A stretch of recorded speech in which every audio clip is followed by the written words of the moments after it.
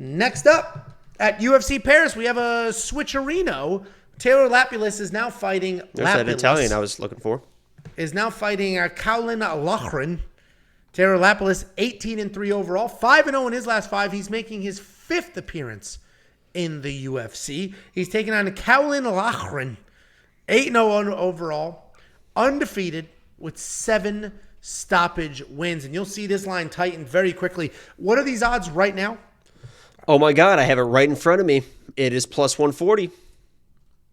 Okay, so it's still tightening, which is interesting because Taylor Lapilus is a fantastic kickboxer. He's got incredible footwork. He does a very good job working in and out of range. He comes in for attacks. He throws combinations and strikes on his way out. By the time his opponents throw their own strikes back, Tiffany just texted me and said, "Can you tell Angel to call me now?" Nice try. She's home, but nice try. By the time you throw something back, he's usually out of that pocket. Taking him down is definitely going to be your path to victory, but it's not going to be the easiest thing to do. He does well defending actual takedowns, and you love to see it. He's stuffing the head. He's widening his hips. He's working in a whizzer. He's not just doing these little stupid pitter-patter punches thinking that's going to amount to anything. I mentioned this is his 5th appearance in the UFC. He went 3-1 from 2015 to 2016 before leaving for more than 5 years. He's taking on Caolan Loughran. This guy's a powerful guy, a real wide base, and he'll send kicks. He'll use a lot of power when he sends stuff. He has power in his hands. He's got power in his kicks. He's got power in his wrestling, but he does tend to just stand right there in the center. He'll own the center with a wide stance and just circle. He'll just stay there. That was your whole wrestling career. Just wide stance and just stay there. It's brutal because he's stationary. If you look at his feet aren't really moving. And I feel like even though he does hit very hard, he is very fast. When he does shoot takedowns, he sprints right through people. He's just standing and owning the center of that cage with a really wide stance. And a busy striker who will stay in his face, who will dance around, who will touch and go, can absolutely beat him. And that's why I'm going to pick Taylor here.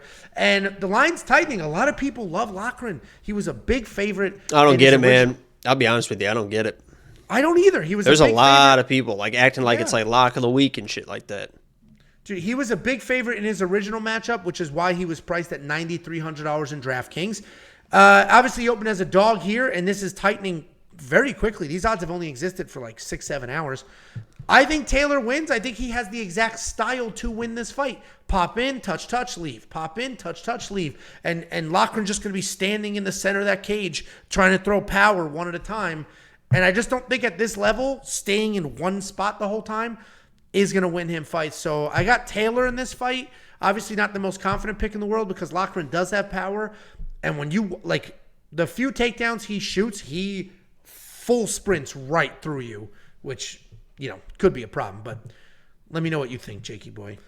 Yeah, let me address something real quick because Muin was going to be my lock of the week, and I was very confident in him versus Taylor. But it was just going to be the overwhelming, nonstop chain wrestling, the grappling, and the pace that Muin can put on people. And that's why I liked him against another one of these French strikers in Taylor. I just thought that he could easily overwhelm him, and that's why I was picking against Taylor in that fight. The reason I say that is because I am taking Taylor in this fight because this is a completely different fight. I'm going to call this guy Big C. Is his name Caolan? I have no idea. Is it Colin? Seems like it would be Colin. Caolan?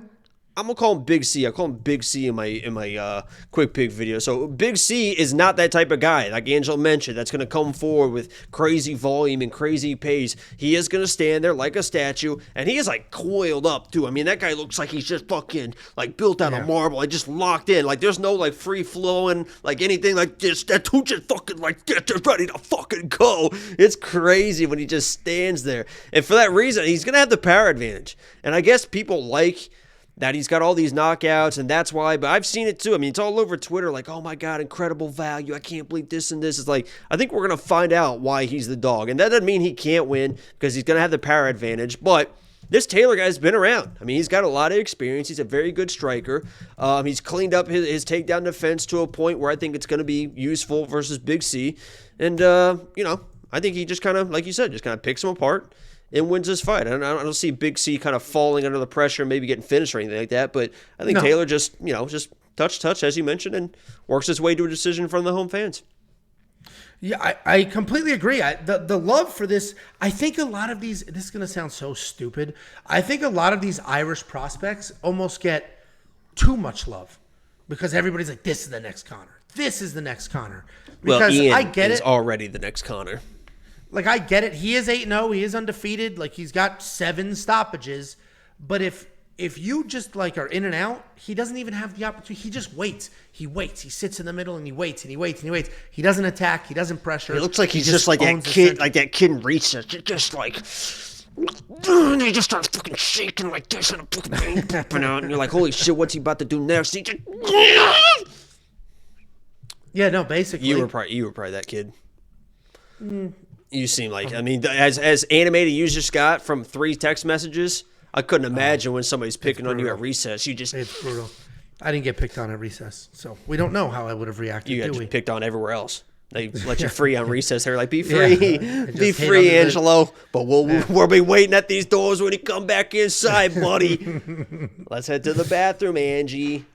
We don't have pricing yet on Taylor, but we do know that Loughran is going to be $9,300 because DraftKings Fantasy, if you don't know what those numbers are, DraftKings Fantasy doesn't change pricing regardless of an opponent change. So Loughran opened at a plus 200 underdog and is priced as a mega favorite.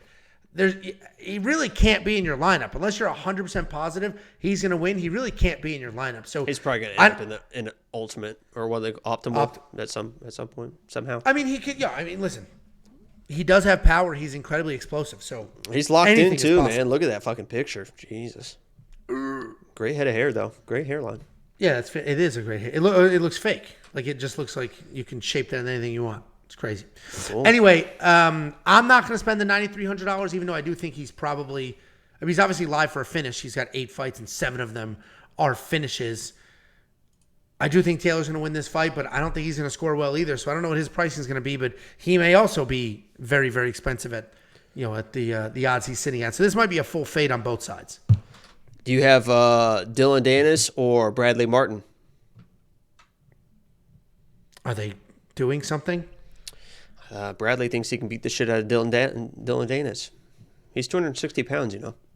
He might be able to beat the shit out of Dylan Dennis. He was on. I think. What's that podcast? Billy and the Kid. What the fuck is that? The kid, Fighter and the Kid, or whatever. Well, he's talking to Brian. He was talking to Brian Caolan. Caolan. He's talking to Brian Caolan. Brian Caolan's like, dude, no, no. Yeah. He's like, no. Maybe Dylan Dennis, and I get it. Dylan Dennis is a world champion grappler, but he's not like a very good fighter. Where Bradley Martin, he's just a bodybuilder. He doesn't have any fighting experience. I know, but he's just so mad. At a certain point, size does Wow, matter. everyone says that he's an idiot, but you're the only person I've heard backing him up. Like, yeah, he's got a chance. I'm not saying he does have a chance for sure, dude. At a certain point, size matters, and people pretending it doesn't are crazy. I can understand Demetrius Johnson. Imanari rolling through a heel hook. What's he going to do? He can't stop that. It's literally an unstoppable move, the Imanari roll. I can understand Dylan Dennis, I can understand Demetrius Johnson. That dude's arguably the best fighter that's ever existed. He's fast. He can strike. He can do all the things. Dylan Dennis is a grappler who has been hand-fed a couple of very but he's easy not small. MMA fights. He's like 185, 190 pounds probably. He fights at 170, I think. He's not a small guy. Yeah, but he's like a soft 170. Like he's not. He was on the Lapilus. Nelk video today or yesterday, and he said that he would submit Islam inside of 2 rounds. He says a lot of shit that never. I believe him. He said it with conviction. He said it with conviction. That's what he does. I will say, I went from absolutely hating that dude because he's like just a joke. I don't know how he has money. I have no idea how he has money. Dude I don't know, doesn't do anything. The fight. It's got to be. It's got to be Conor. Just like I'm sure, just wrote him a check. They're good, and they're good friends again. So he probably got another payday. Conor's like, here you go. I'll help you train. Let's go. The fight promotion that Dylan is doing right now for his boxing match is just next level good. Imagine if he doesn't show up again. Oh, dude, he's literally going to cause a divorce or a canceled engagement. He's just so good at that. Like, I saw something on World Star today about it. Leaked more videos and stuff. Dude, it's like it is the topic of even outlets that don't cover that don't care. TMZ covered it. Like, it's crazy how successfully he is trashing Logan Paul's fiance. It's crazy how well he's doing it. And he's So not what's the deal? What's the deal? I haven't looked at anything except for the video on World Star today was like talking about she was on making videos about trying to get some sausage or something. I don't know. Basically, he just drew the conclusion. Like, he just started posting pictures Like she's of a her. hooer? Yes, he just started. He doesn't say anything. He just started posting pictures of her with other celebrities. And every day he's posting more and more. And there's just so many. And a lot of them is like, she dated people, right? So kissing her boyfriend, post a picture. Kissing this other guy, post a picture.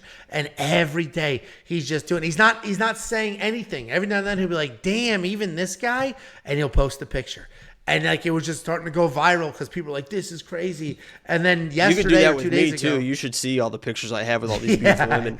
I bet. Why the fuck is so funny?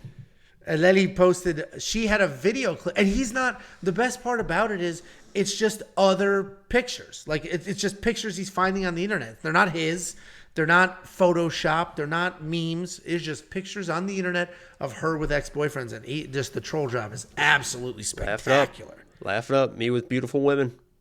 And where's the next one? That's one. Huh? That's one picture. Where's the next one? Okay, there you go. Yeah, that's what I thought. That would be you throw a wig on him. That's a beautiful woman right there. That's a full figured beautiful woman. Yeah, top heavy for sure. I know you like your chesties.